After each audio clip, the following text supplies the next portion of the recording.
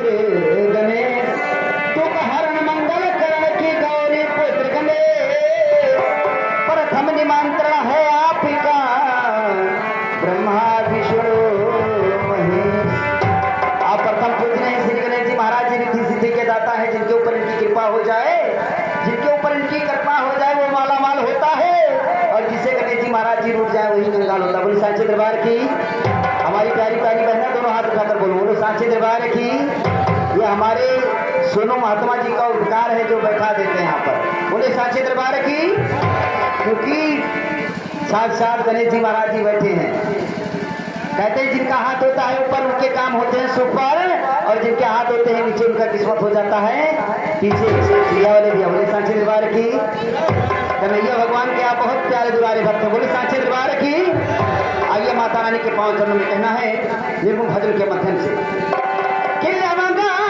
के दारी झूला दारी देवीराना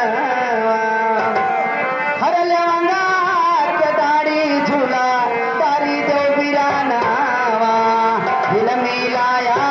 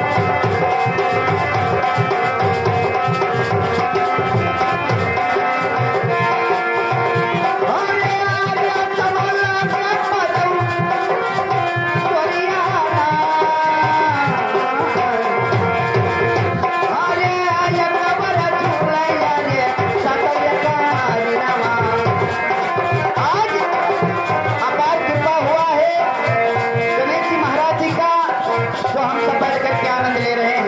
और ये जो कार्यक्रम चल रहा है आप सभी को YouTube चैनल पर भी दिखाया जाएगा। आप लोग अपना प्यार दुआर ऐसे बनाए रखना। कहना है